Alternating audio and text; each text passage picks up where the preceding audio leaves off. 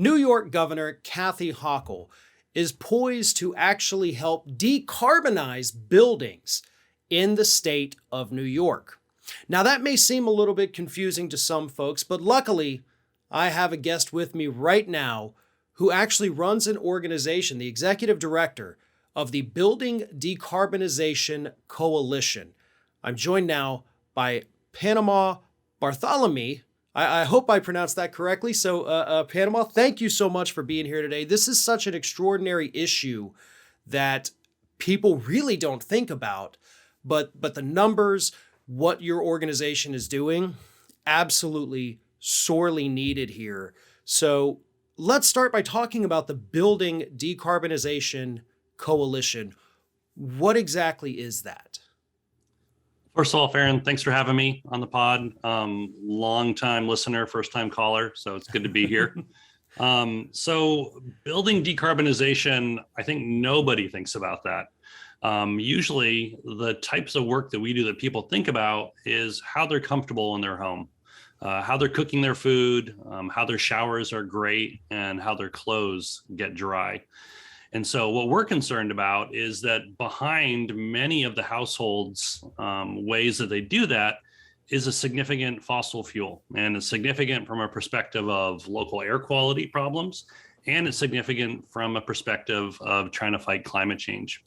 And so this term decarbonization, it's a pretty wonky term that really speaks to how do we still have the same or better quality of life, but do it while having a significantly reduced impact on the environment. And so our organization really helps the industry, it helps government agencies, and it helps households find ways to do that. And you've got some wonderful ads that are now running, really highlighting this issue. And, in just a moment, we're going to get deeper into that New York issue. But again, I do want to touch on the fact that what people don't seem to think about very often as you're talking about, the comfort in our home.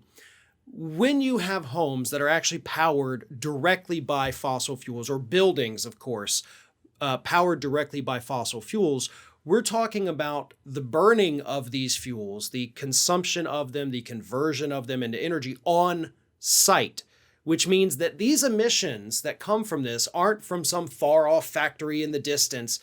It's coming from your property. And this does create a lot of residential and even commercial emissions, right there where you live, where you work. And people don't seem to think about it, right? Oh, though the power plant is way, way over there. I'm not in the harm's way of all these fumes. Well, you're not exactly as safe as you would think here. Yeah, absolutely. And it's a big issue in large metropolitan areas as well, because when you burn natural gas or methane makes up about 90% of all the natural gas that we use.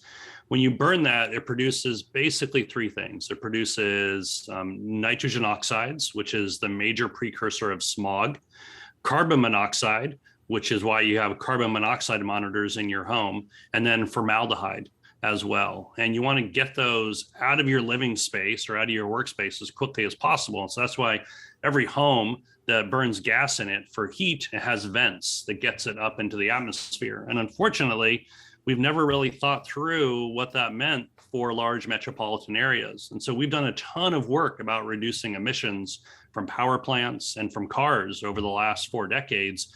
And we've done almost no work about reducing pollution from buildings. And so I'm based out here in California myself, and we have 5 of the worst air basins for air quality in the country. And out here, because we've done so much work on power plants and cars and not on buildings, the burning of gas in buildings is producing 5 times more smog than our entire fleet of power plants, and twice as much as cars in car crazy California. And so it's good that you bring this up because it's a really significant issue in our major metropolitan areas. And it's certainly timely too, right? I mean, the issue of energy consumption is clearly on everybody's minds right now, mostly obviously with gasoline prices going, haywire, and everybody saying, oh my God, what do we do here?